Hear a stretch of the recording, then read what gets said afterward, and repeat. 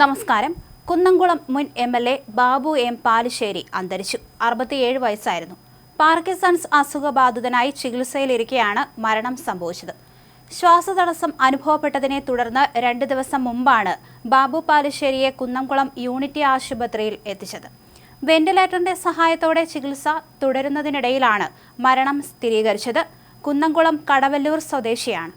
2006-ലും 2011-ലും കുന്നംകുളത്ത് നിന്ന് വിജയിച്ച് നിയമസഭയിലെത്തി. CPM തൃശൂർ ജില്ലാ മുൻ സെക്രട്ടേറിയറ്റ് അംഗമായിരുന്നു. കടുത്ത ശ്വാസതടസ്സം അനുഭവപ്പെട്ടതിനെ തുടർന്നാണ് കഴിഞ്ഞ ദിവസം കുന്നംകുളം യൂണിറ്റി ആശുപത്രിയിൽ എത്തിച്ചത്. അസുഖബാധിതനായി ഏറെ നാളായി ചികിത്സ തേടുന്നുണ്ട്. ഞരമ്പുകളെ ബാധിച്ച പാർക്കിൻസൺസ് അസുഖമായിരുന്നു. CPIM കുന്നംകുളം ഏരിയ സെക്രട്ടറിയായിരുന്നു. 2005-ൽ CPIM ജില്ലാ സെക്രട്ടേറിയറ്റിലെത്തി.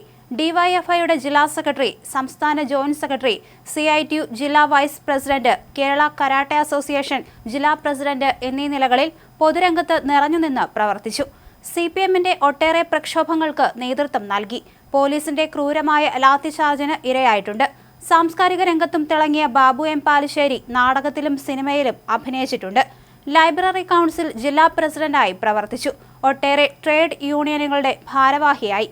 1989-ൽ കടവല്ലൂർ പഞ്ചായത്ത് അംഗമായി തെരഞ്ഞെടുക്കപ്പെട്ടിട്ടുണ്ട്. കുന്നംകുളം മണ്ഡലത്തിൽ നിന്നും 2006-ൽ ജില്ലയിലെ ചരിത്ര ഭൂരിപക്ഷത്തോടെ ആദ്യമായി നിയമസഭയിലെത്തി. 2011-ൽ തിളക്കമാർന്ന വിജയം ആവർത്തിച്ചു.